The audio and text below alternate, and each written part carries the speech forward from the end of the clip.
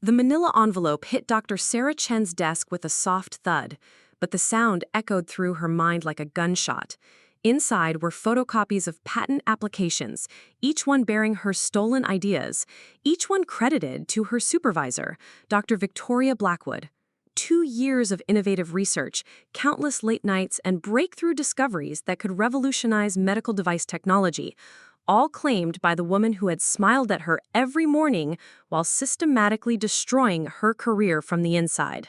Before we jump back in, tell us where you're tuning in from, and if this story touches you, make sure you're subscribed, because tomorrow I've saved something extra special for you. Dr. Sarah Chen had always believed that innovation was its own reward. At 28, she possessed the rare combination of theoretical brilliance and practical engineering skills that made her invaluable to Meridian BioTech, one of the most prestigious medical device companies on the West Coast. Her doctoral dissertation on biocompatible neural interfaces had caught the attention of industry leaders, and when Dr. Victoria Blackwood personally recruited her to join the Advanced Research Division, Sarah felt like she was stepping into her dream career. Victoria Blackwood was everything Sarah aspired to become. At 45, she held the position of Senior Research Director, commanded respect in board meetings, and had her name on over 30 patents. Her corner office overlooked the Pacific Ocean, and her reputation in the field was impeccable. She was also the first woman to reach the executive level at Meridian BioTech, breaking through barriers that had stood for decades. When Victoria took Sarah under her wing, promising mentorship and career advancement, Sarah felt grateful beyond measure. The first year had been everything Sarah hoped for.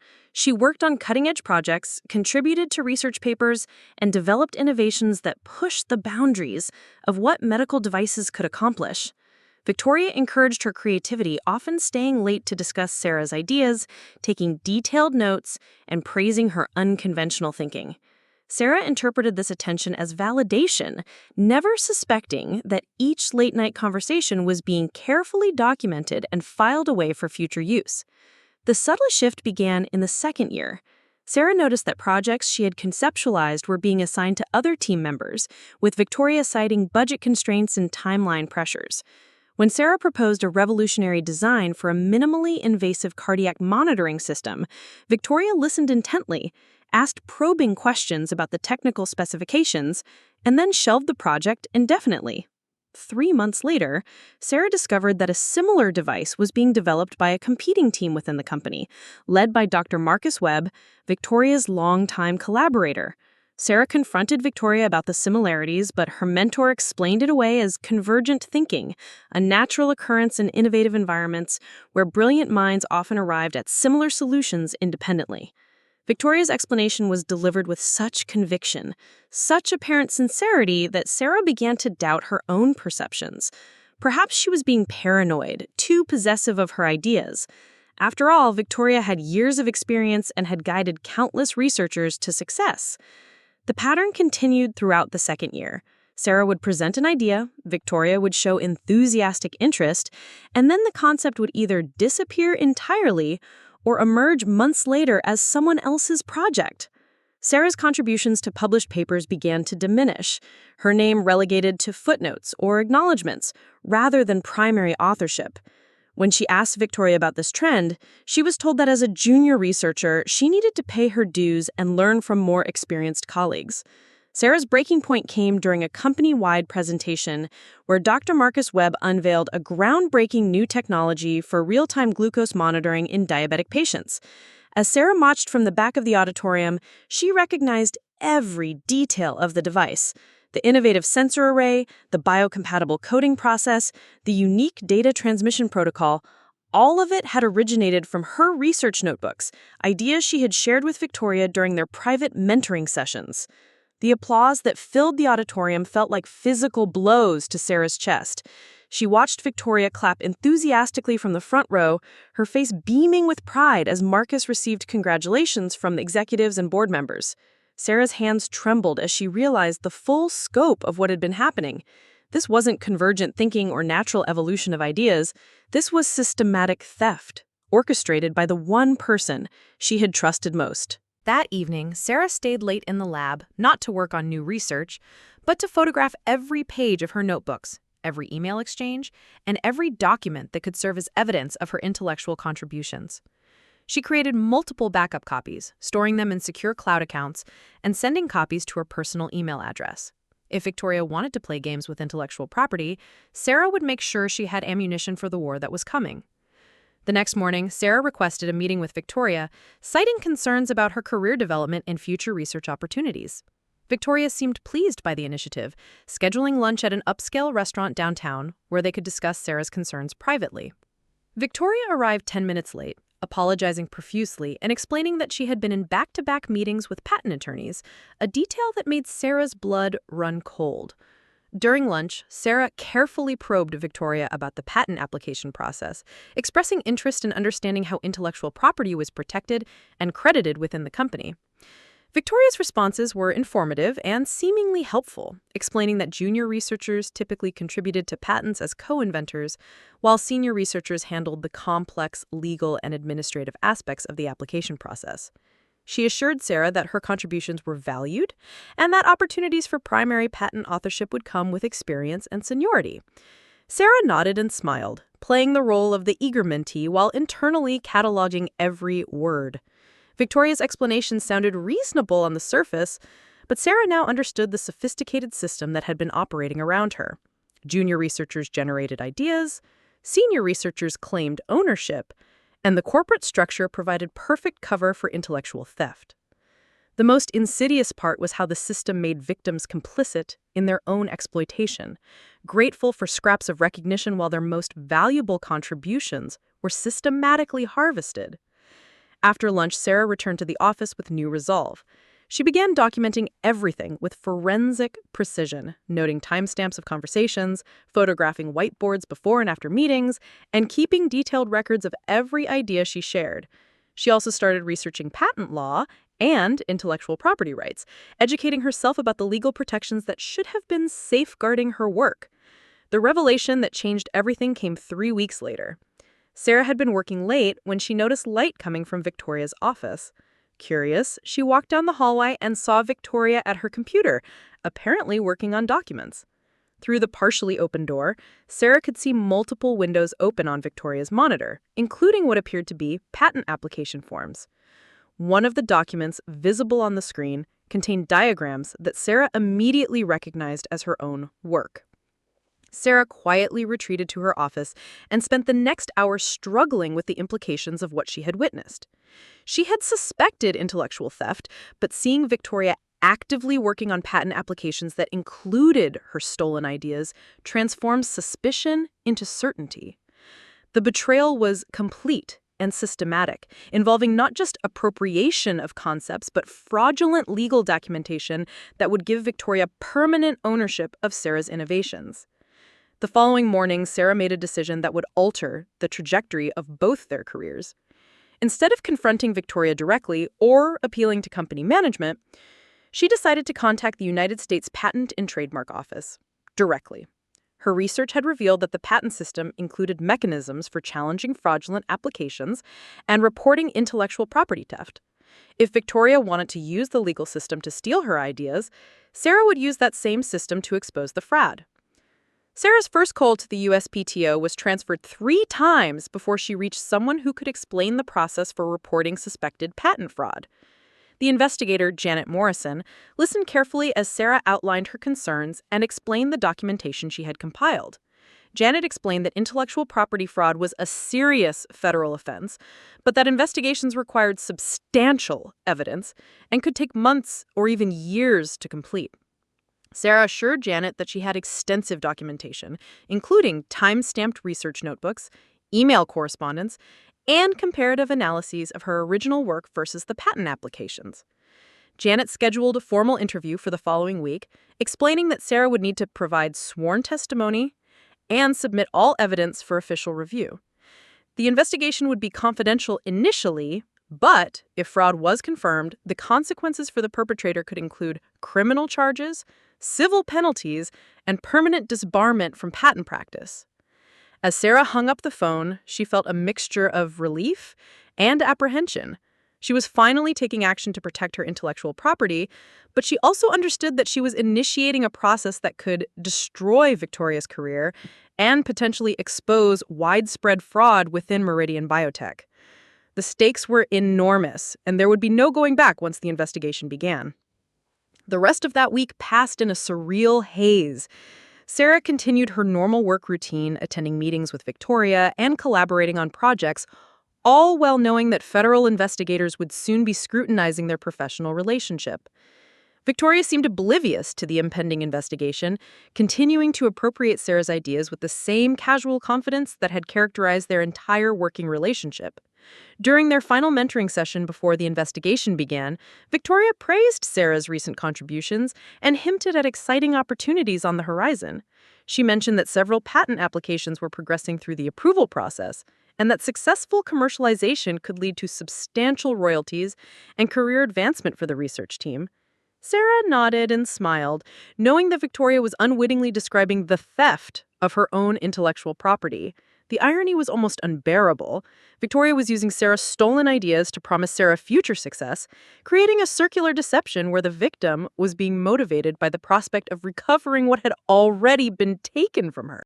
Preparing and narrating this story took us a lot of time, so if you are enjoying it, subscribe to our channel. It means a lot to us. Now back to the story. Sarah realized that this psychological manipulation was perhaps the most sophisticated aspect of Victoria's fraudulent system. Not only did she steal ideas, but she used those stolen ideas to maintain the loyalty and motivation of her victims. As Sarah prepared for her interview with patent investigators, she reflected on the profound betrayal that had shaped the past 2 years of her career. She had entered the professional world with naive idealism, believing that merit and innovation would be recognized and rewarded. Instead, she had encountered a predatory system where trust was weaponized and mentorship was used as cover for systematic exploitation. The documentation Sarah had compiled painted a clear picture of intellectual property theft, spanning multiple projects and involving numerous patent applications. Her research notebooks showed the original development of ideas. Email exchanges documented when those ideas were shared with Victoria, and comparative analyses revealed how those ideas later appeared in patent applications credited to Victoria and other senior researchers. Perhaps the most damning evidence was a series of emails where Victoria had explicitly asked Sarah to develop specific technical solutions, claiming they were needed for hypothetical future projects. Sarah had obligingly provided detailed explanations and diagrams, never suspecting that these responses were being used to flesh out patent applications that were already in development. Victoria had essentially commissioned the theft of Sarah's intellectual property, using Sarah's own expertise to strengthen fraudulent patent claims.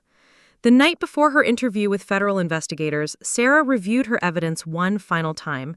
She had organized everything chronologically, creating a timeline that demonstrated the systematic nature of the intellectual property theft. The pattern was unmistakable: idea generation by Sarah, appropriation by Victoria, and subsequent patent application by Victoria or her collaborators. The fraud was so extensive and well documented that Sarah was confident investigators would find compelling grounds for further action. Sarah also prepared herself emotionally for the confrontation that was coming. Once the investigation became public, Victoria would undoubtedly attempt to discredit Sarah's claims and protect her own reputation. Sarah expected accusations of jealousy, incompetence, and professional misconduct. She was ready for a battle that could last months or years and potentially affect her entire career in the industry. But Sarah was no longer the naive researcher who had trusted Victoria's mentorship without question. 2 years of systematic exploitation had taught her that in the world of corporate innovation, intellectual property was power, and those who controlled that power would use any means necessary to maintain their advantage. Sarah had learned the rules of the game the hard way, and now she was ready to play by those same rules to reclaim what had been stolen from her. As Sarah prepared for bed, she thought about the countless hours she had spent developing the innovations that Victoria had claimed as her own. Each idea represented not just intellectual achievement, but personal sacrifice. Weekends spent in the lab, relationships neglected for research, and dreams deferred in service of scientific advancement. Victoria hadn't just stolen patents. She had stolen years of Sarah's life and aspirations. The investigation that was about to begin would determine whether the patent system could deliver justice for intellectual property theft, or whether sophisticated fraud could continue to operate with impunity in corporate research environments. Sarah was about to find out if her 2 years of documentation and evidence would be sufficient to expose the betrayal that had shaped her career and potentially destroyed the careers of other junior researchers who had trusted Victoria's mentorship. Sarah fell asleep that night, knowing that the next day would mark the beginning of either vindication or further victimization. The federal investigation would either expose Victoria's fraudulent system or provide her with an opportunity to refine her methods and continue exploiting future victims. Either way, Sarah had reached the point of no return, and the consequences of her decision to fight back would soon reshape both their professional lives forever.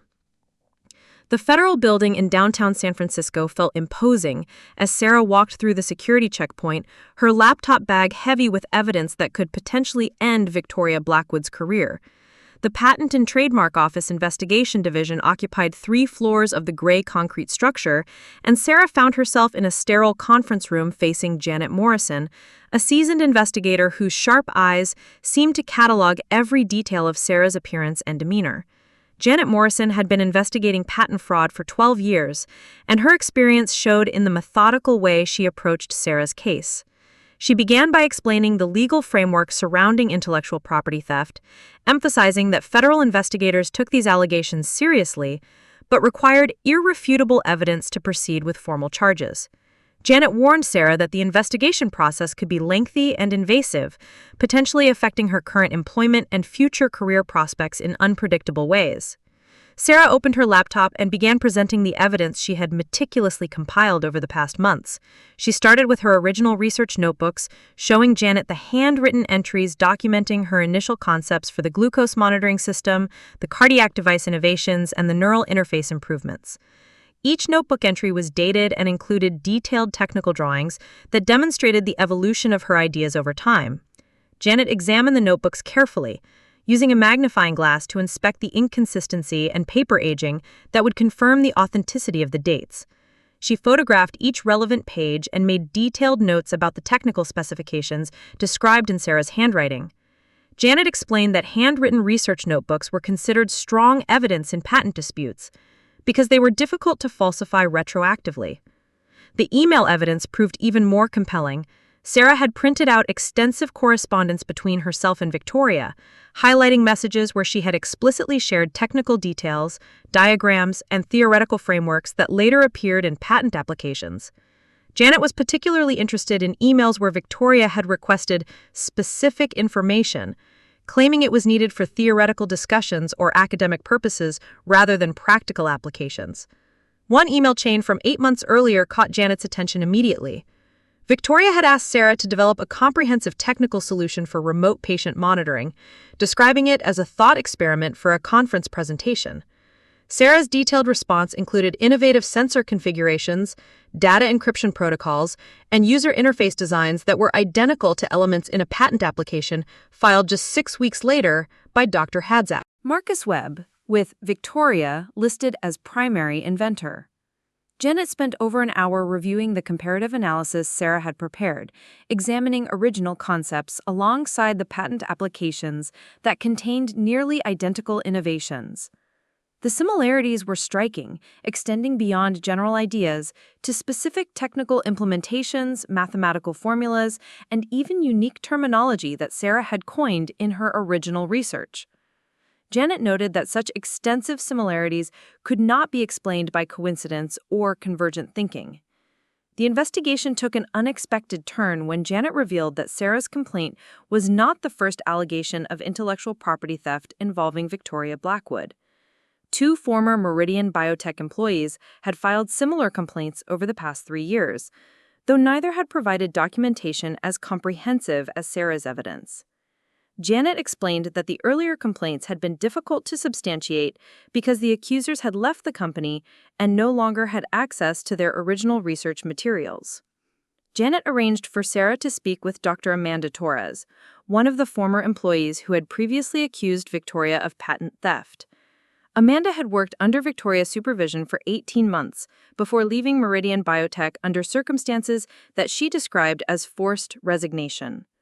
Amanda's story was remarkably similar to Sarah's experience, involving systematic appropriation of ideas through mentoring relationships and subsequent patent applications that excluded the original innovators. Amanda told Sarah that her attempts to challenge Victoria's behavior through company human resources had been unsuccessful, with management dismissing her concerns as personality conflicts and professional jealousy. Amanda explained that Victoria had extensive support within the corporate hierarchy, including personal relationships with several board members and influential connections throughout the industry. Amanda warned Sarah that Victoria would likely respond to the investigation with aggressive legal tactics designed to discredit accusers and protect her reputation. The conversation with Amanda confirmed Sarah's suspicions that Victoria's intellectual property theft was not opportunistic but systematic, involving multiple victims over several years. Amanda provided Janet with additional documentation from her own experience, including email communications and research notes that demonstrated patterns consistent with Sarah's allegations. The combined evidence from multiple victims strengthened the case significantly and suggested that Victoria had developed sophisticated methods for exploiting junior researchers. Janet explained that the investigation would now enter a more intensive phase, involving forensic analysis of digital communications, interviews with current and former Meridian BioTech employees, and detailed examination of patent application timelines. Janet warned Sarah that this escalation would likely attract Victoria's attention, potentially triggering retaliation efforts and corporate legal responses that could affect Sarah's current employment status. The first sign of Victoria's awareness came 3 days after Sarah's interview with federal investigators. Victoria requested an urgent meeting to discuss Sarah's performance and future research assignments, a conversation that felt dramatically different from their previous interactions. Victoria's demeanor was noticeably cooler, her questions more pointed, and her interest in Sarah's current project seemed less collaborative and more interrogative. During the meeting, Victoria casually mentioned that she had been contacted by corporate legal representatives regarding routine intellectual property audits affecting the entire research division. Victoria explained that all employees would be required to submit detailed documentation of their research activities and creative contributions to ensure proper patent protections and credit assignments. Victoria's tone suggested that this audit was standard procedure, but Sarah recognized it as a defensive response to the federal investigation. Victoria also announced significant changes to Sarah's research assignments, transferring her from cutting-edge innovation projects to routine quality control and documentation tasks. Victoria explained these changes as necessary for Sarah's professional development, claiming that experience with regulatory compliance and quality assurance would enhance her long-term career prospects. Sarah understood that she was being isolated from opportunities to generate new intellectual property while the investigation proceeded. The corporate response escalated quickly. Within a week, Sarah received formal notification that her computer access was being modified for security purposes, limiting her ability to view certain research files and patent documents. Sarah was also informed that her laboratory access would be restricted to normal business hours and would require supervisor approval for any after-hours work. These changes were presented as routine security updates, but Sarah recognized them as efforts to limit her access to evidence and prevent further documentation of intellectual property theft. Sarah's isolation within the company became increasingly apparent as colleagues began avoiding casual conversations and social interactions. Victoria had clearly communicated something to the research team that positioned Sarah as a potential security risk or disloyal employee. Sarah noticed that her contributions to team meetings were often ignored or dismissed, and her suggestions for research directions were consistently rejected without explanation. The psychological pressure intensified when Sarah discovered that Victoria was scheduling private meetings with other junior researchers, ostensibly to identify and neutralize other potential witnesses or accusers by offering incentives for loyalty and implied threats for cooperation with external investigations. The manipulation was subtle but effective, creating an atmosphere of uncertainty and fear among the research staff.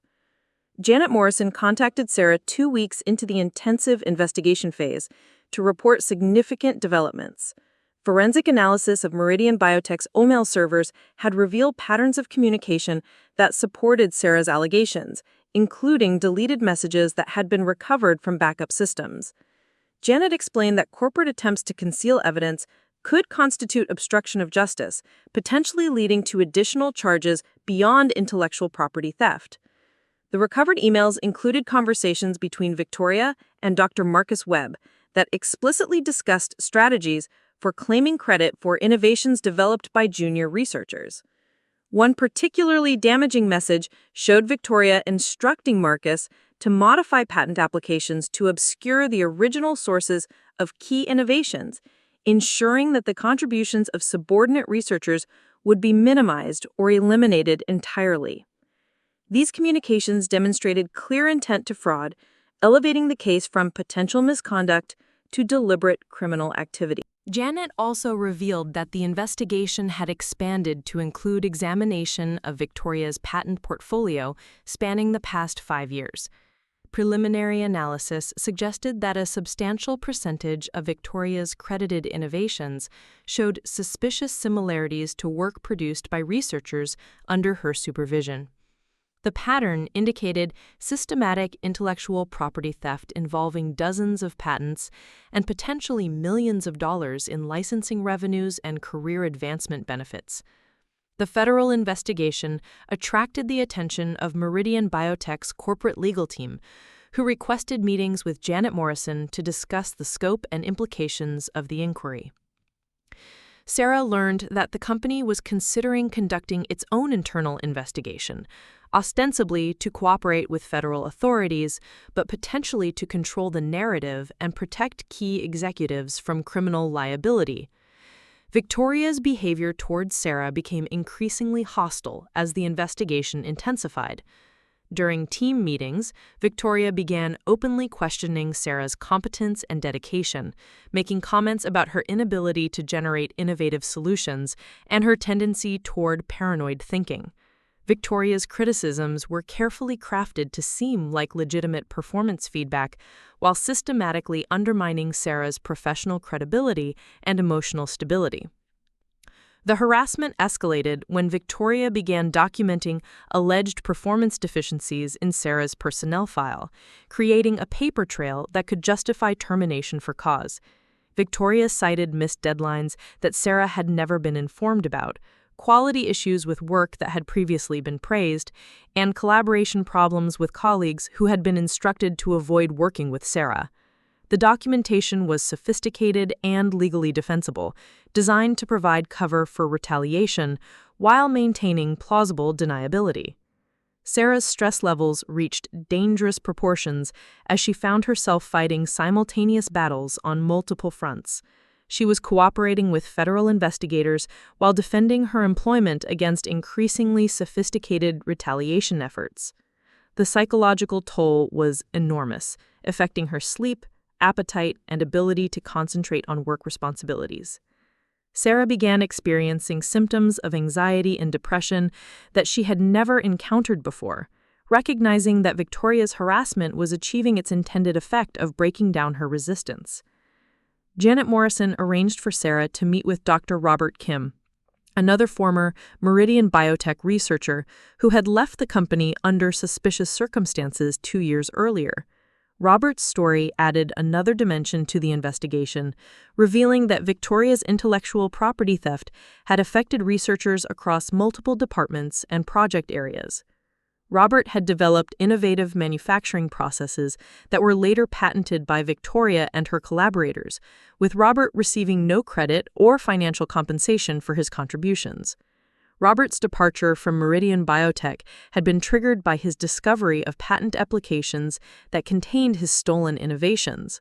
When Robert challenged Victoria through company channels, he faced immediate retaliation, including assignment to menial tasks, exclusion from important meetings, and ultimately a forced resignation under threat of termination for insubordination. Robert's experience provided a roadmap of Victoria's retaliation strategies and demonstrated the systematic nature of her intellectual property theft operation.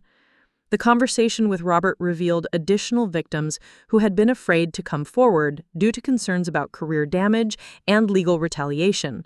Robert explained that Victoria had cultivated relationships with influential figures throughout the biotechnology industry, making it difficult for accusers to find employment elsewhere after challenging her behavior.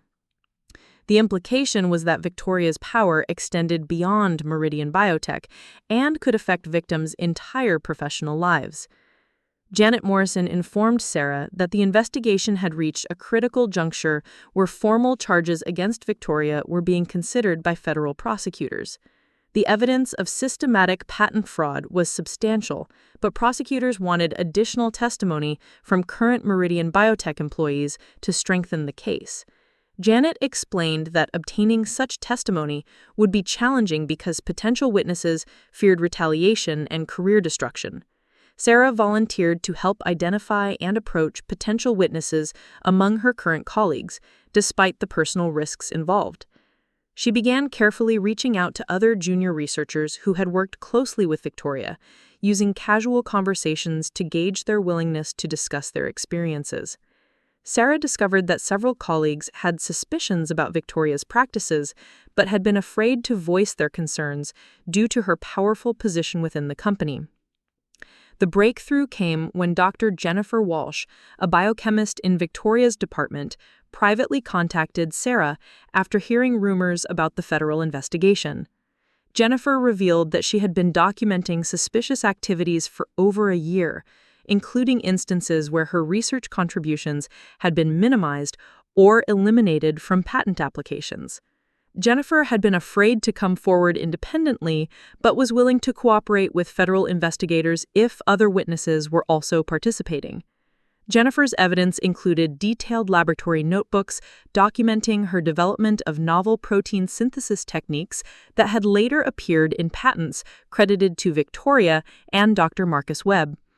Jennifer had also preserved email communications where Victoria had requested specific technical information under false pretenses, using Jennifer's expertise to strengthen patent applications without providing appropriate credit or compensation. The collaboration between Sarah and Jennifer created momentum for additional witnesses to come forward. Dr. Michael Chen, a material scientist who had developed innovative biocompatible coatings, agreed to meet with investigators after learning that his experiences were part of a larger pattern of intellectual property theft. Michael's evidence included documentation of how Victoria had appropriated his coating technologies for use in multiple patent applications spanning different medical device categories. The expanding witness pool created a comprehensive picture of Victoria's intellectual property theft operation that extended far beyond Sarah's individual case. Federal investigators were now examining a systematic fraud scheme involving at least 8 different researchers and dozens of patent applications filed over a 5-year period. The financial implications were staggering, with preliminary estimates suggesting that Victoria had fraudulently claimed credit for innovations worth millions of dollars in licensing fees and royalty payments. Victoria's response to the expanding investigation became increasingly desperate and aggressive. She began spreading rumors that the accusers were coordinating false allegations in an attempt to extort money from the company. Victoria also suggested that disgruntled employees were fabricating evidence to damage her reputation and advance their own careers through litigation and media attention. The character assassination campaign extended to professional conferences and industry publications where Victoria had influence. Sarah learned that Victoria was privately questioning her competence and mental stability to colleagues at other companies, potentially damaging her reputation throughout the biotechnology industry. Victoria's strategy was to preemptively discredit the accusers before formal charges were filed, making it more difficult for prosecutors to find sympathetic juries and supportive witnesses. Meridian BioTech's corporate response shifted from cautious cooperation to active resistance as the scope of the investigation became apparent. Company lawyers began challenging the federal investigators' access to internal documents and communications, claiming that certain materials were protected by attorney-client privilege and trade secret protections.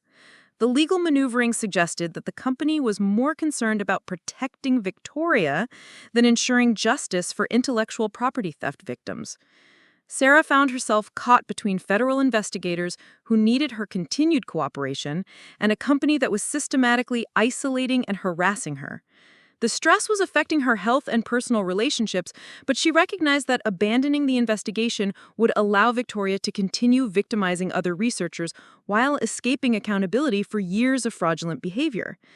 The investigation reached a turning point when forensic accountants examining Meridian BioTech's patent licensing revenues discovered discrepancies that suggested systematic financial fraud accompanying the intellectual property theft.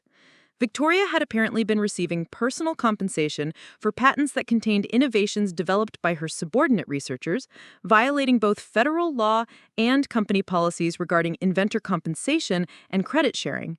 Janet Morrison explained that the financial fraud allegations could result in significantly more severe criminal charges than simple patent theft, potentially including racketeering and conspiracy charges that carried lengthy prison sentences. The discovery also meant that Victoria's defense strategy of claiming innocent mistakes or standard industry practices would be much more difficult to maintain in court.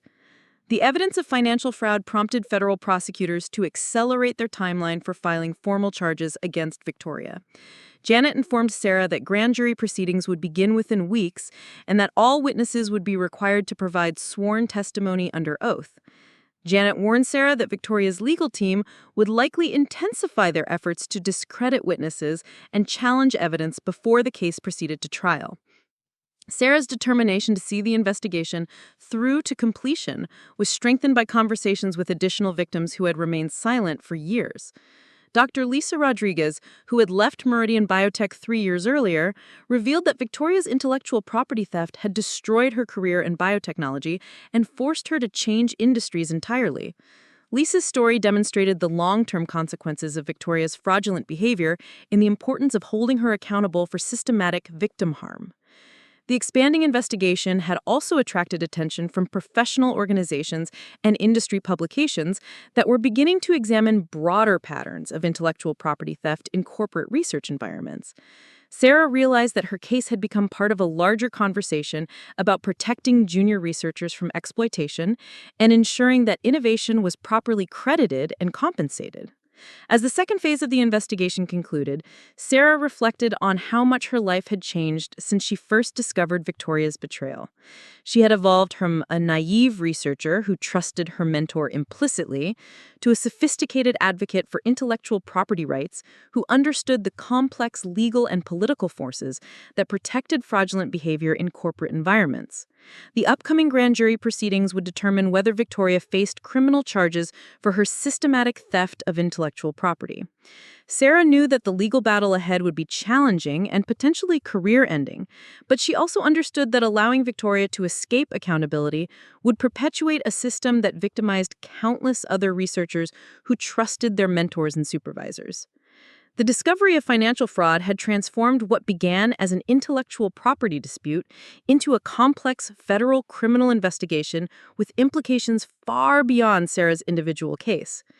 Janet Morrison explained that the evidence now suggested a criminal enterprise that had operated for years within one of the most prestigious biotechnology companies in the nation, involving millions of dollars in fraudulent patent claims and systematic exploitation of junior researchers. The forensic accounting investigation revealed that Victoria had been receiving substantial royalty payments from patents that contained innovations developed primarily by her subordinates. Company records showed that Victoria's personal income from patent licensing had increased by over 300% during the 5-year period when she had supervised the largest number of junior researchers. The correlation between her supervision of innovative employees and her patent-related income was too strong to be explained by coincidence. More disturbing was the discovery that Victoria had been consulting with patent attorneys to structure licensing agreements in ways that maximized her personal compensation while minimizing payments to actual inventors.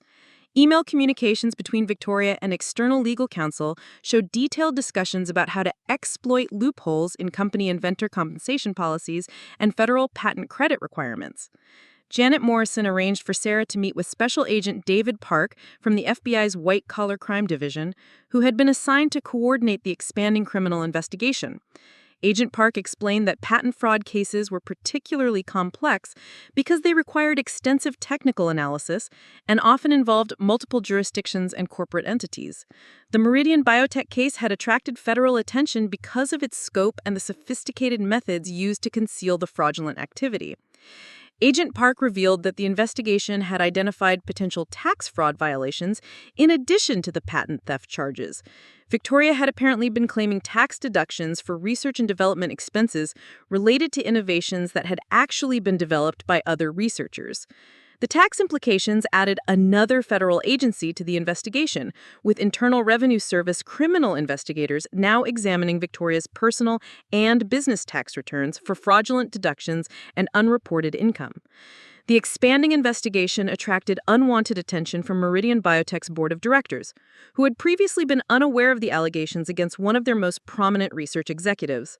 Sarah learned that emergency board meetings had been called to discuss the company's potential liability and the appropriate response to federal criminal investigations. The board was apparently divided between members who wanted to cooperate fully with investigators and others who preferred to protect Victoria and minimize the company's exposure to prosecution. Victoria's response to the escalating investigation became increasingly erratic and desperate.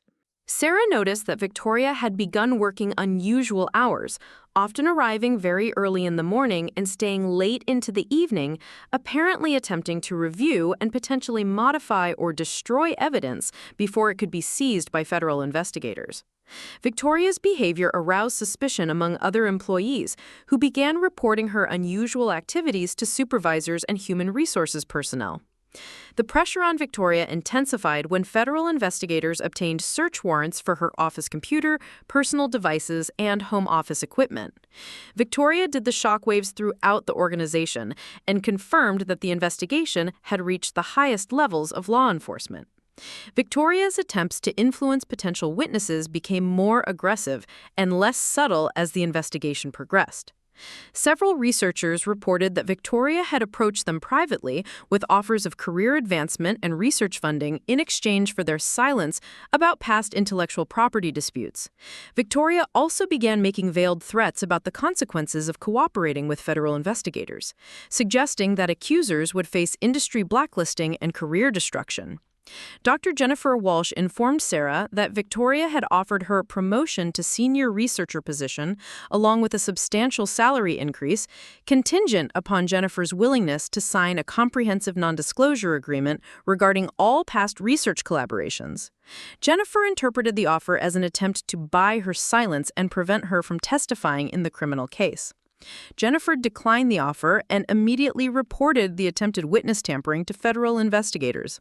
The witness tampering allegations led to additional federal charges being considered against Victoria, including obstruction of justice and conspiracy to interfere with federal investigations. Agent Park explained that these charges carried severe penalties and demonstrated a pattern of ongoing criminal behavior that extended beyond the original patent fraud allegations. Sarah's personal situation became increasingly precarious as Victoria's retaliation efforts intensified. Victoria began questioning Sarah's mental health and emotional stability in formal performance evaluations, suggesting that stress and paranoia were affecting her ability to function effectively as a researcher. Victoria's documentation was carefully crafted to appear like legitimate supervisory concerns, while actually laying the groundwork for Sarah's termination based on psychological unfitness for duty. The psychological warfare extended to Sarah's personal life when she discovered that her professional reputation was being systematically destroyed through whisper campaigns at industry conferences and professional meetings. Victoria had apparently contacted colleagues at other biotechnology companies, spreading rumors that Sarah was a disgruntled employee who was fabricating allegations to cover up her own performance deficiencies and research failures.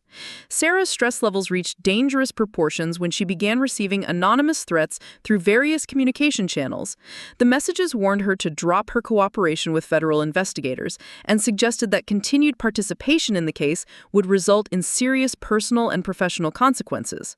Sarah reported the threats to federal investigators, who assigned protective surveillance and implemented security measures to ensure her safety during the investigation.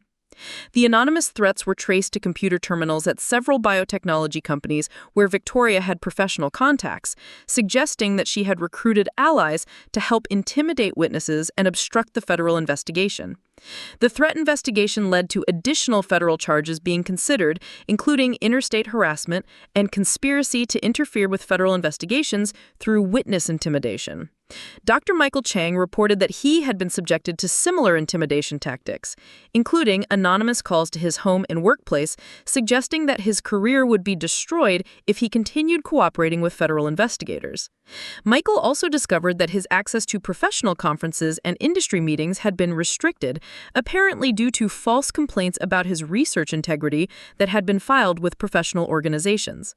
The pattern of witness intimidation convinced federal prosecutors that Victoria was operating as part of a broader criminal conspiracy involving multiple individuals at different companies throughout the biotechnology industry.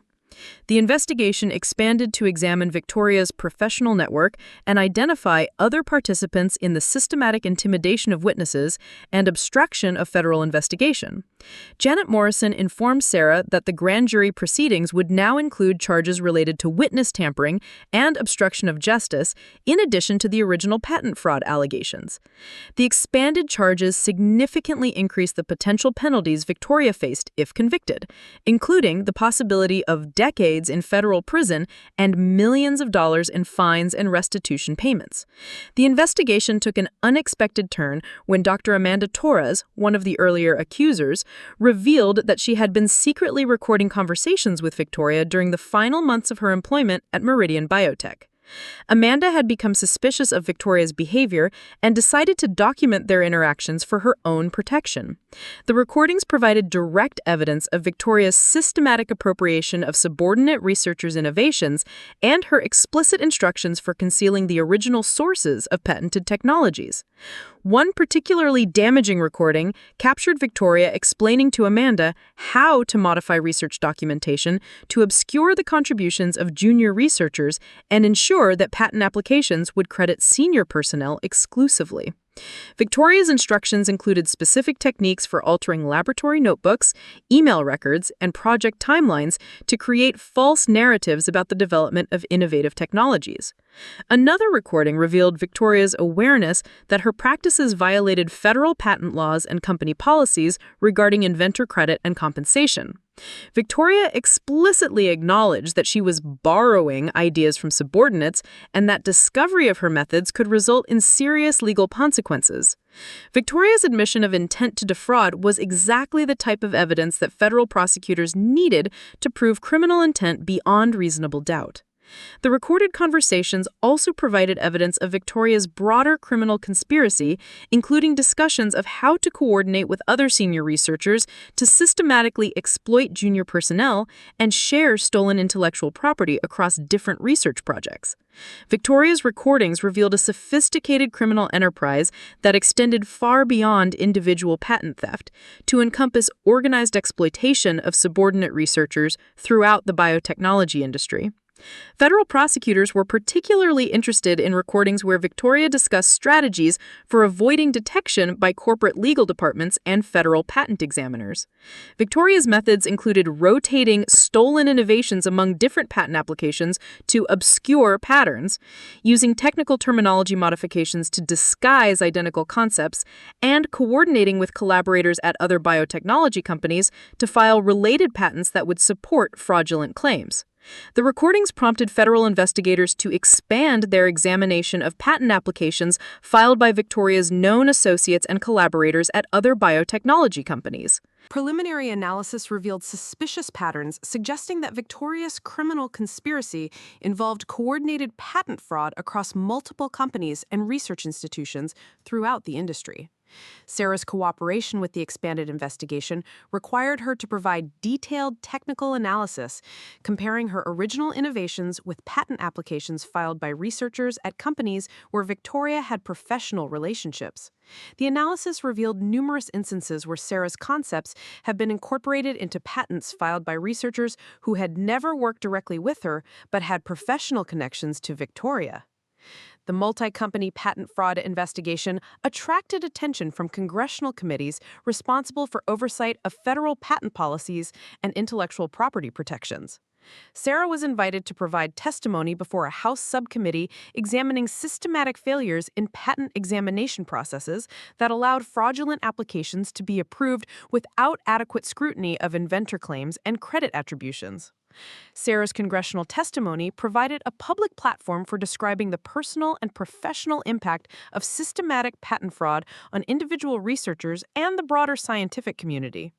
Sarah explained how Victoria's criminal enterprise had not only stolen her specific innovations, but had also created a culture of fear and exploitation that discouraged innovation and collaboration among junior researchers throughout the industry. The congressional hearing attracted significant media attention, with major newspapers and technology publications reporting on the systematic nature of patent fraud in corporate research environments. Sarah found herself at the center of a national conversation about intellectual property protections and the need for stronger legal safeguards to protect individual researchers from exploitation by supervisors and corporate managers. Victoria's legal team responded to the expanding investigation and media attention by launching an aggressive public relations campaign designed to discredit Sarah and other accusers. Victoria hired a prominent crisis management firm that specialized in defending corporate executives against criminal allegations. The public relations strategy included leaked information suggesting that Sarah was mentally unstable and motivated by financial greed rather than genuine concern about intellectual property theft. The character assassination campaign included planted news stories questioning Sarah's research competence and suggesting that her allegations were part of a coordinated extortion scheme targeting successful female executives in the biotechnology industry. Victoria's lawyers attempted to portray the case as an example of junior employees using false accusations to advance their careers and extract financial settlements from successful companies. Sarah's legal representation, provided through a federal witness protection program, advised her to avoid responding directly to the character assassination attempts and instead focus on supporting the criminal investigation through continued cooperation with federal prosecutors. Sarah's lawyers explained that Victoria's public relations campaign actually provided additional evidence of her consciousness of guilt and willingness to use any means necessary to avoid accountability for criminal behavior. The pressure on Sarah intensified when Victoria's supporters within the biotechnology industry began organizing professional boycotts designed to damage her career prospects and discourage other potential witnesses from cooperating with federal investigators. Sarah discovered that her applications for positions at other companies were being rejected due to informal communications, suggesting that she was a troublemaker who falsely accused colleagues of misconduct. Sarah's determination to continue cooperating with the investigation was strengthened by support from advocacy organizations that specialized in protecting intellectual property rights and supporting victims of corporate fraud. The organizations provided Sarah with legal resources, emotional support, and connections to other researchers who had experienced similar exploitation but had been afraid to come forward independently. The advocacy groups also helped Sarah understand that her case had implications far beyond her individual circumstances, potentially establishing legal precedents that would protect future generations of researchers from systematic exploitation by supervisors and corporate managers. Federal prosecutors informed Sarah that the grand jury had voted to indict Victoria on multiple federal charges, including patent fraud, wire fraud, money laundering, witness tampering, and conspiracy to obstruct justice. The indictment represented one of the most comprehensive patent fraud cases ever prosecuted by federal authorities and could result in decades of imprisonment if Victoria was convicted on all charges. The formal indictment triggered automatic suspension of Victoria's employment at Meridian BioTech and revocation of her professional licenses and certifications. Victoria's access to corporate resources and research facilities was immediately terminated, and she was banned from contacting current or former employees without explicit permission from federal prosecutors. Sarah felt a mixture of relief and apprehension as the investigation transitioned from evidence gathering to formal prosecution. The indictment vindicated her decision to report Victoria's criminal behavior, but Sarah also understood that the trial phase would involve intense scrutiny of her testimony and credibility. Victoria's defense team would undoubtedly attempt to discredit Sarah through aggressive cross-examination and character assassination strategies. The announcement of Victoria's indictment sent shockwaves throughout the biotechnology industry, prompting other companies to examine their own patent practices and inventor credit policies. Several major corporations announced internal audits designed to identify and prevent similar fraud schemes within their own research organizations. Professional organizations representing biotechnology researchers issued statements supporting stronger intellectual property protections and calling for industry-wide reforms to prevent exploitation of junior researchers by supervisors and corporate managers. The organizations also established new reporting mechanisms for researchers to confidentially report suspected patent fraud without fear of retaliation. Sarah's case had evolved from a personal dispute over stolen ideas to a landmark federal prosecution that could reshape intellectual property protections throughout the corporate research community. The trial phase would determine whether the evidence compiled over months of investigation would be sufficient to hold Victoria accountable for years of systematic criminal behavior and provide justice for her numerous victims. The federal courthouse in San Francisco buzzed with unprecedented activity as the United States versus Victoria Blackwood trial commenced on a crisp October morning. Media representatives from technology publications, legal journals, and major newspapers filled the public gallery, recognizing that this case could establish crucial precedents for intellectual property prosecutions throughout the corporate research community. Sarah Seen sat in the witness section, watching as Victoria entered the courtroom flanked by a team of expensive defense attorneys whose reputation for aggressive tactics was well known throughout legal circles. Victoria appeared remarkably composed despite facing charges that could result in decades of federal imprisonment. Her legal team had crafted a sophisticated defense strategy that portrayed her as a victim of jealous subordinates who were using false allegations to destroy the career of a pioneering female executive in the male-dominated biotechnology industry. Her lawyers planned to argue that the accusations represented coordinated character assassination designed to extract financial settlements and advance the careers of mediocre researchers who lacked the talent to succeed independently. The prosecution team, led by Assistant United States Attorney Margaret Holloway, had spent months preparing a comprehensive case that would demonstrate the systematic nature of Victoria's criminal enterprise. Holloway was a veteran federal prosecutor who specialized in complex white-collar crimes involving intellectual property theft and corporate fraud. She understood that securing conviction would require presenting technical evidence in ways that non-expert jurors could understand while maintaining the legal precision necessary to prove criminal intent beyond reasonable doubt. Judge Patricia Yamamoto had been assigned to preside over the trial due to her extensive experience with complex federal cases involving technology and intellectual property disputes. Judge Yamamoto was known for maintaining strict courtroom discipline while ensuring that both prosecution and defense had adequate opportunities to present their cases thoroughly. She had reviewed the extensive pretrial motions and evidence submissions, recognizing that this case would likely become a landmark precedent for future patent fraud prosecutions. The jury selection process took 3 days as both legal teams attempted to identify panelists who could fairly evaluate technical evidence without being influenced by preconceptions about corporate research practices or gender dynamics in professional environments. The final jury included 2 engineers, a retired teacher, a small business owner, a nurse, an accountant, and 6 other professionals with diverse backgrounds that represented a cross-section of the broader community. Assistant United States Attorney Holloway began her opening statement by explaining that the case involved a sophisticated criminal enterprise that had operated for years within one of America's most prestigious biotechnology companies. Holloway described how Victoria Blackwood had systematically exploited her position of trust and authority to steal innovations from subordinate researchers and claim credit for their intellectual achievements through fraudulent patent applications. Holloway's opening statement included visual presentations that illustrated the timeline of Victoria's criminal activities, showing how ideas developed by junior researchers had been appropriated and transformed into patent applications that generated substantial financial benefits for Victoria, while providing no recognition or compensation for the actual inventors. The prosecution emphasized that this was not a case about routine workplace disputes or personality conflicts, but rather a systematic criminal conspiracy involving federal fraud, money laundering, and obstruction of justice.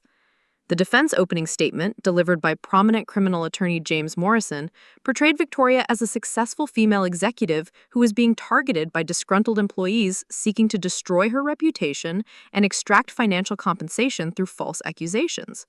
Morrison argued that the prosecution's case was based on speculation and circumstantial evidence that could not prove criminal intent beyond reasonable doubt.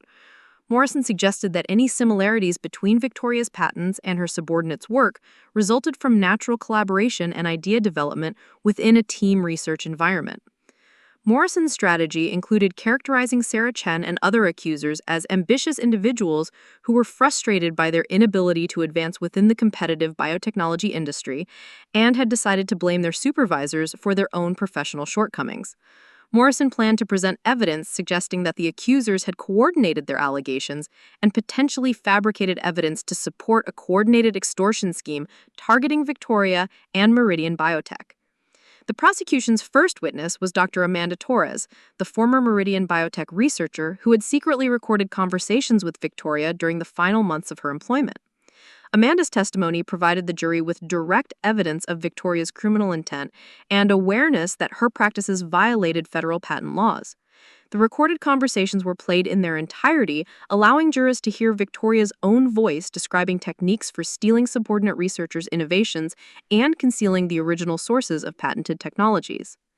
Amanda's testimony was particularly powerful because it demonstrated Victoria's sophisticated understanding of patent law and her deliberate efforts to exploit loopholes and weaknesses in the examination process. The recordings revealed Victoria's awareness that discovery of her methods could result in serious legal consequences, contradicting the defense argument that her actions resulted from innocent misunderstandings about intellectual property rights and inventor credit requirements. The defense cross-examination of Amanda Torres focused on her motivations for making the recordings and her decision to leave Meridian BioTech under disputed circumstances. Morrison suggested that Amanda had fabricated the recordings to support false allegations and had left the company after being confronted about her own research misconduct. Morrison also questioned Amanda's technical competence and suggested that any innovations she claimed to have developed were actually the result of Victoria's guidance and mentorship. Amanda's cross-examination lasted 2 full days as Morrison attempted to discredit her testimony and cast doubt on the authenticity of the recorded conversations. Amanda remained composed throughout the aggressive questioning, providing detailed explanations of her recording methods and the circumstances that prompted her to document Victoria's criminal behavior. Amanda's credibility was strengthened by technical analysis, confirming the authenticity of the recordings and her ability to provide specific details about the innovations that Victoria had stolen. The prosecution's second major witness was Dr. Michael Chang, the materials scientist whose biocompatible coating technologies had been appropriated by Victoria for use in multiple patent applications. Michael's testimony provided the jury with detailed technical explanations of how his innovations had been incorporated into Victoria's patents without his knowledge or consent. Michael had maintained meticulous laboratory notebooks that documented the development of his coating technologies over a 2-year period, providing clear evidence of his priority in developing the innovations that Victoria later claimed as her own work. Michael's testimony included visual demonstrations of his coating technologies and explanations of how they had been modified and repackaged in Victoria's patent applications. The technical presentations were designed to help non-expert jurors understand the complexity and originality of Michael's innovations, while demonstrating that Victoria's claimed contributions were minimal and largely consisted of administrative and documentation activities rather than actual technical development. The defense cross-examination of Michael Chang focused on his collaboration with Victoria and her legitimate role in supervising and directing his research activities. Morrison argued that Victoria's supervisory responsibilities included making strategic decisions about patent applications and inventor credit assignments, and that Michael's innovations had been developed as part of larger research projects that involved contributions from multiple team members, including Victoria herself. Morrison's strategy included characterizing Michael as a disgruntled employee who was frustrated by normal supervisory oversight and had developed unrealistic expectations about his role in patent applications and inventor credit assignments. Morrison suggested that Michael's allegations were motivated by his disappointment about not receiving promotions and salary increases that he believed he deserved based on his technical contributions to various research projects. Dr. Jennifer Walsh's testimony provided additional evidence of Victoria's systematic appropriation of subordinate researchers' innovations, focusing specifically on the novel protein synthesis techniques that Jennifer had developed during her 2 years under Victoria's supervision. Jennifer's laboratory notebooks and email correspondence demonstrated how Victoria had requested detailed technical information under false pretenses, claiming that the information was needed for theoretical discussions and academic presentations rather than practical patent applications. Jennifer's testimony was particularly compelling because it showed Victoria's sophisticated methods for extracting technical information from subordinate researchers without revealing her true intentions. Victoria had used her mentoring relationships to gain access to innovative concepts and detailed technical specifications, and then used that information to strengthen patent applications that provided her with exclusive credit and financial benefits while excluding the actual inventors from recognition and compensation. The prosecution also presented testimony from Dr. Robert Kim, whose manufacturing process innovations had been stolen by Victoria during her employment at Meridian BioTech 2 years earlier. Robert's testimony demonstrated the long-term pattern of Victoria's criminal behavior and showed that her systematic exploitation of subordinate researchers had been operating for years before Sarah Chen's case brought federal attention to the fraudulent scheme. Robert's testimony included documentation of how Victoria had forced his resignation when he challenged her appropriation of his innovations, demonstrating her willingness to use retaliation and intimidation to silence victims who threatened to expose her criminal activities. Robert's experience provided crucial context for understanding Victoria's methods and showed that Sarah's case was part of a much larger criminal enterprise involving multiple victims over an extended period of time. The prosecution's presentation of financial evidence proved devastating to Victoria's defense strategy. Forensic accountants testified about the substantial royalty payments that Victoria had received from patents containing stolen innovations, demonstrating that her personal income from patent licensing had increased dramatically during the period when she supervised the largest number of innovative junior researchers. The financial analysis showed direct correlation between Victoria's supervision of talented subordinates and her patent-related income, suggesting systematic exploitation for personal financial gain. The financial evidence also revealed sophisticated money laundering activities designed to conceal the fraudulent nature of Victoria's patent royalties. Victoria had established multiple business entities and consulting arrangements that allowed her to receive patent-related income through complex financial structures that obscured the connection to specific patent applications and made it difficult for victims or investigators to trace the flow of fraudulent payments. Internal Revenue Service investigators testified about Victoria's fraudulent tax deductions related to research and development expenses for innovations that had actually been developed by other researchers.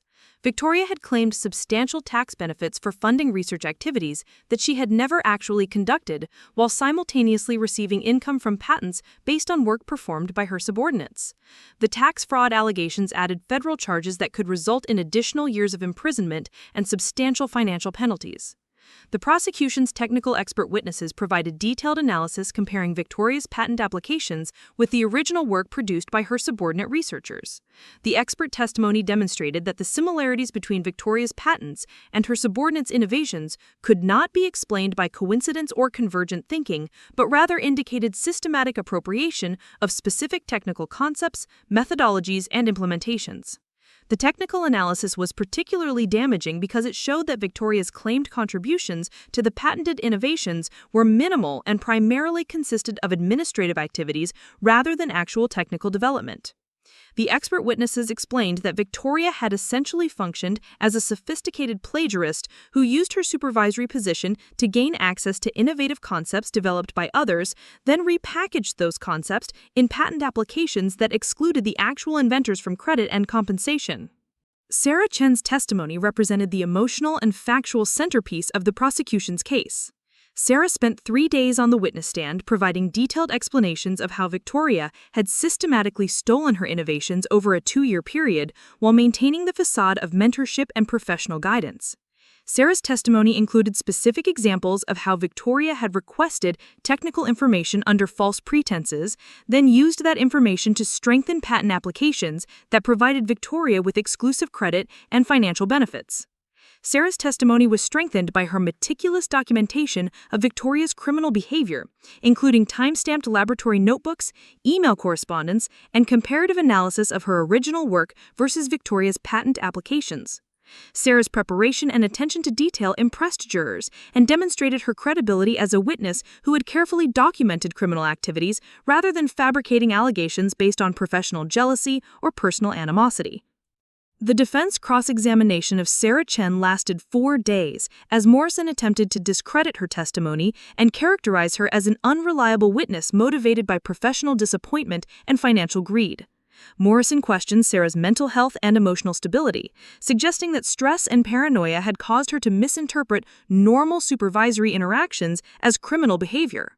Morrison also attempted to portray Sarah as an ambitious individual who was frustrated by her inability to advance within the competitive biotechnology industry.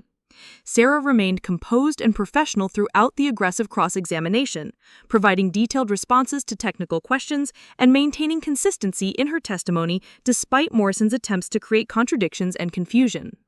Sarah's credibility was enhanced by her ability to provide specific technical details about her innovations and her systematic approach to documenting Victoria's criminal behavior over an extended time period. The prosecution also presented testimony from current Meridian BioTech employees who had witnessed Victoria's inappropriate behavior and retaliation against researchers who questioned her practices. These witnesses provided crucial evidence that Victoria's criminal activities had created a culture of fear and intimidation within the research organization, preventing victims from reporting misconduct and allowing the fraudulent scheme to continue operating for years without detection. The witness testimony revealed that Victoria had used her position of authority to threaten researchers with career destruction if they challenged her appropriation of their innovations or cooperated with external investigations. Federal Bureau of Investigation agents testified about Victoria's criminal enterprise, including analysis of electronic communications, financial records, and patent application documents. The FBI testimony demonstrated the sophisticated nature of Victoria's fraudulent scheme and her efforts to conceal criminal activities through document destruction, witness intimidation, and coordination with accomplices at other biotechnology companies. The FBI agents also testified about Victoria's attempts to obstruct the federal investigation through witness tampering and intimidation of potential witnesses. The obstruction of justice allegations were supported by electronic evidence showing Victoria's communications with associates at other companies who had participated in systematic intimidation campaigns designed to prevent witnesses from cooperating with federal investigators. The prosecution's presentation of evidence took 6 weeks and included testimony from over 30 witnesses, hundreds of exhibits, and comprehensive technical analysis demonstrating the systematic nature of Victoria's criminal enterprise. The evidence showed that Victoria had stolen innovations from at least 8 different researchers over a 5-year period, generating millions of dollars in fraudulent patent royalties while destroying the careers of talented researchers who trusted her mentorship and professional guidance. The defense case focused on challenging the prosecution's evidence and presenting alternative explanations for the similarities between Victoria's patents and her subordinates' work. Morrison argued that patent development in corporate research environments inevitably involved collaboration and idea sharing that made it difficult to determine individual contributions and assign appropriate credit to individual inventors. The defense strategy included presenting expert witnesses who testified about normal practices in corporate patent applications and the challenges of determining individual contributions in collaborative research environments. The experts argued that the prosecution's case was based on unrealistic expectations about inventor credit assignments and failed to account for the legitimate supervisory and administrative roles that senior researchers played in patent development processes. The defense also presented character witnesses who testified about Victoria's professional accomplishments and contributions to the biotechnology industry. These witnesses described Victoria as the pioneering female executive who had overcome significant obstacles to achieve success in a male-dominated field and had mentored numerous junior researchers throughout her career. The character testimony was designed to present Victoria as a successful professional who was being unfairly targeted by disgruntled subordinates seeking to destroy her reputation and career. Victoria's own testimony lasted 5 days and represented the climax of the defense case. Victoria denied all allegations of patent fraud and characterized the accusations as coordinated character assassination by frustrated employees who were seeking financial compensation and career advancement through false allegations. Victoria claimed that her patent applications represented legitimate intellectual property development based on her own research and the collaborative efforts of her research teams. Victoria's testimony was carefully crafted to present her as a victim of false accusations rather than a criminal defendant. She described the emotional trauma of being investigated by federal authorities and the professional damage caused by the public allegations against her reputation and career. Victoria claimed that the prosecution's case was based on misunderstandings about normal corporate research practices and the collaborative nature of innovation development in biotechnology companies. The prosecution's cross-examination of Victoria proved devastating to her defense strategy. Assistant United States Attorney Holloway confronted Victoria with her own recorded statements, acknowledging that her practices violated federal patent laws and company policies regarding inventor credit and compensation. Victoria's attempts to explain away the recorded conversations were unconvincing and highlighted contradictions between her trial testimony and her earlier admissions of criminal behavior. Holloway's cross-examination also focused on Victoria's financial benefits from the fraudulent patent applications, demonstrating that she had received substantial personal income from innovations developed by her subordinates. Victoria's inability to explain the correlation between her supervision of innovative researchers and her patent-related income undermined her claims of innocent collaboration and legitimate intellectual property development. The cross-examination revealed Victoria's sophisticated understanding of patent law and her deliberate efforts to exploit weaknesses in the examination process to gain approval for fraudulent applications. Victoria's detailed knowledge of patent procedures contradicted her claims that any violations resulted from innocent misunderstandings about intellectual property rights and inventor credit requirements. Victoria's testimony was also damaged by evidence of her retaliation against researchers who challenged her practices, and her attempts to obstruct the federal investigation through witness intimidation and document destruction. Victoria's claims of innocence were inconsistent with her behavior throughout the investigation, which demonstrated consciousness of guilt and willingness to use criminal methods to avoid accountability for fraudulent activities. The defense closing argument delivered by Morrison portrayed Victoria as a successful female executive who was being destroyed by jealous subordinates seeking financial gain through false accusations.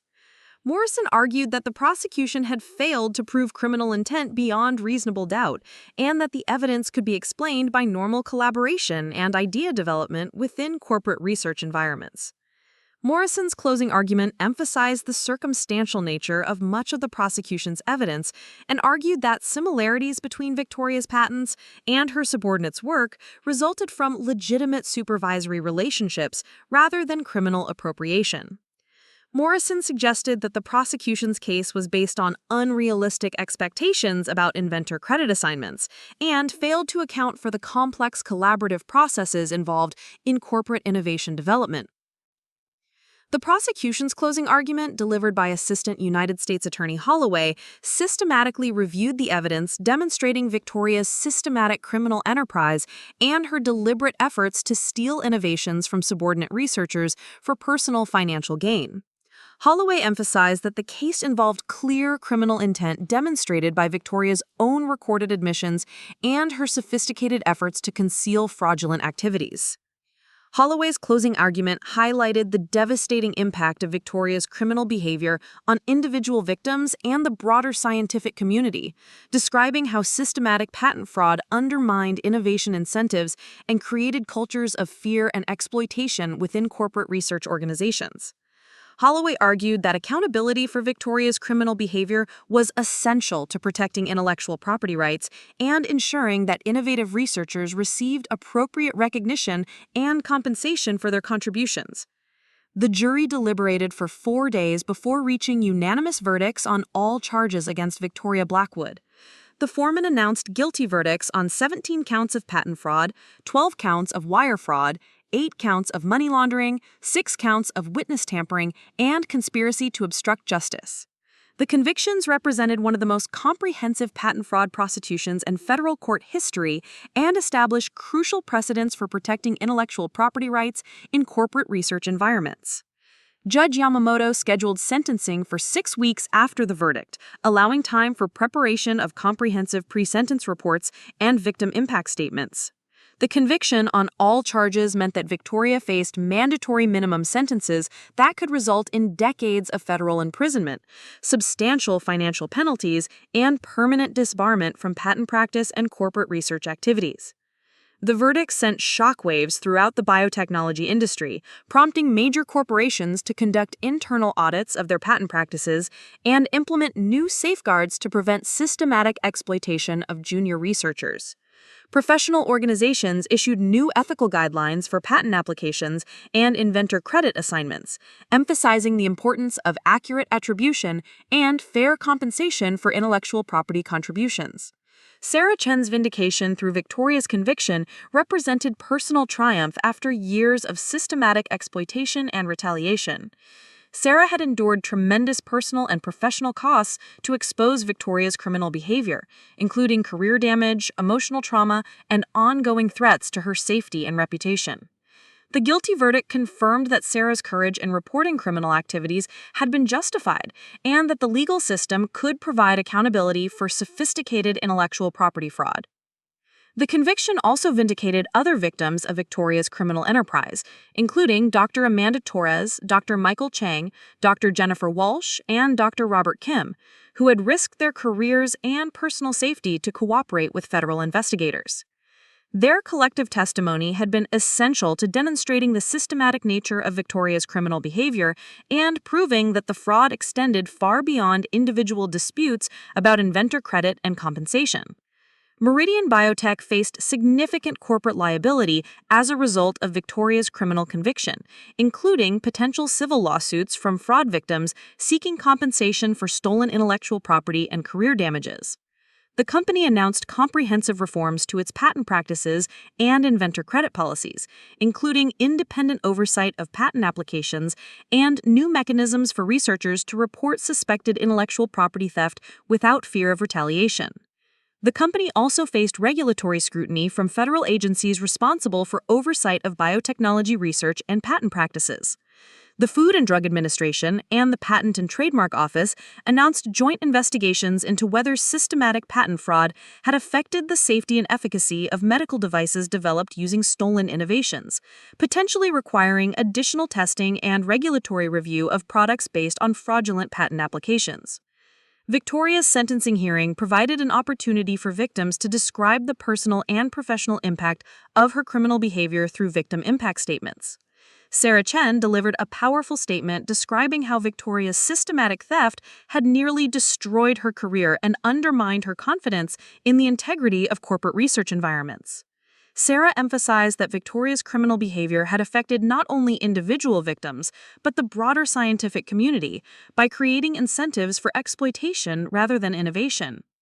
Dr. Amanda Torres described how Victoria's retaliation had forced her to leave the biotechnology industry entirely, destroying years of education and professional development that could never be recovered.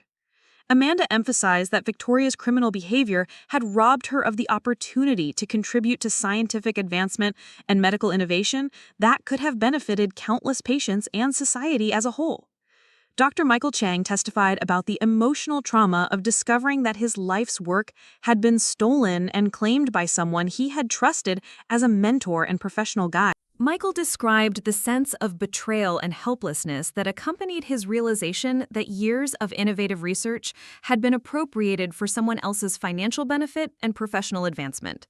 The collective victim impact statements painted a devastating picture of Victoria's systematic destruction of individual careers and her broader impact on scientific integrity and innovation incentives within corporate research environments. The statements emphasized that Victoria's criminal behavior had affected not only her direct victims, but countless other researchers who witnessed the exploitation and concluded that innovation and hard work would not be recognized or rewarded within corporate hierarchies. Judge Yamamoto's sentencing decision reflected the serious nature of Victoria's criminal behavior and the need to deter similar fraud schemes within corporate research environments. Judge Yamamoto sentenced Victoria to 28 years in federal prison, emphasizing that the lengthy sentence was necessary to reflect the systematic nature of her criminal enterprise and the devastating impact on individual victims and the broader scientific community. Judge Yamamoto also imposed substantial financial penalties, including restitution payments to fraud victims and forfeiture of all assets derived from the fraudulent patent scheme. Victoria was ordered to pay over $15 million in restitution and penalties, essentially forfeiting her entire accumulated wealth and ensuring that she would face financial consequences commensurate with the scope of her criminal behavior. The sentence included permanent disbarment from patent practice and prohibition from employment in any corporate research environment, ensuring that Victoria could never again exploit her professional position to steal intellectual property from subordinate researchers. Judge Yamamoto emphasized that these restrictions were necessary to protect potential future victims and maintain public confidence in the integrity of corporate research and patent systems. Victoria's conviction and sentencing triggered civil lawsuits from fraud victims, seeking additional compensation for career damages and lost opportunities that extended beyond the direct financial impact of stolen patent royalties. The civil litigation promised to continue for years and could result in additional financial penalties that would ensure Victoria faced comprehensive accountability for her criminal behavior. The criminal prosecution also prompted regulatory reforms designed to strengthen intellectual property protections and prevent systematic exploitation of junior researchers within corporate research environments. The Patent and Trademark Office announced new examination procedures for patent applications involving multiple potential inventors, requiring additional documentation and verification of individual contributions to prevent fraudulent credit assignments. Professional organizations representing biotechnology researchers established new ethical standards and reporting mechanisms for intellectual property disputes, emphasizing the importance of accurate inventor attribution and fair compensation for innovative contributions. The organizations also created support networks for researchers who experienced exploitation or retaliation for reporting suspected patent fraud. Sarah Chen's vindication through Victoria's conviction and sentencing enabled her to rebuild her career and reputation within the biotechnology industry. Several major companies recruited Sarah specifically because of her integrity and courage in exposing systematic fraud, recognizing that her experience had provided her with unique insights into intellectual property protection and research ethics that would benefit their organizations. Sarah accepted a position as Director of Research Integrity at a prominent biotechnology company, where her responsibilities included implementing safeguards against intellectual property theft and creating systems for junior researchers to report suspected exploitation without fear of retaliation. Sarah's new role allowed her to transform her traumatic experience into positive contributions that would protect future generations of researchers from systematic exploitation. Sarah also became a prominent advocate for intellectual property reform and research ethics, speaking at professional conferences and congressional hearings about the need for stronger protections against corporate fraud and exploitation. Sarah's advocacy efforts contributed to legislative reforms that strengthened penalties for patent fraud and created new federal programs to support victims of intellectual property theft. The Victoria Blackwood case became a landmark precedent for federal prosecution of intellectual property fraud in corporate research environments, demonstrating that sophisticated criminal schemes could be successfully investigated and prosecuted despite the complex technical evidence and corporate resistance involved. The case established legal standards that facilitated subsequent prosecutions of similar fraud schemes and deterred potential criminals from engaging in systematic exploitation of subordinate researchers. The case also highlighted the importance of individual courage in exposing corporate fraud, demonstrating that victims who were willing to endure personal and professional costs could ultimately achieve justice and accountability for criminal behavior. Sarah Chen's decision to report Victoria's criminal activities, despite enormous personal risks, had not only secured her own vindication, but had also protected countless other researchers from future exploitation. Victoria Blackwood's career destruction was complete and irreversible, transforming her from a respected industry leader to a convicted federal criminal whose name became synonymous with intellectual property fraud and research exploitation. Her 28-year prison sentence ensured that she would spend the remainder of her productive career in federal custody, serving as a powerful deterrent to other potential criminals contemplating similar fraud schemes.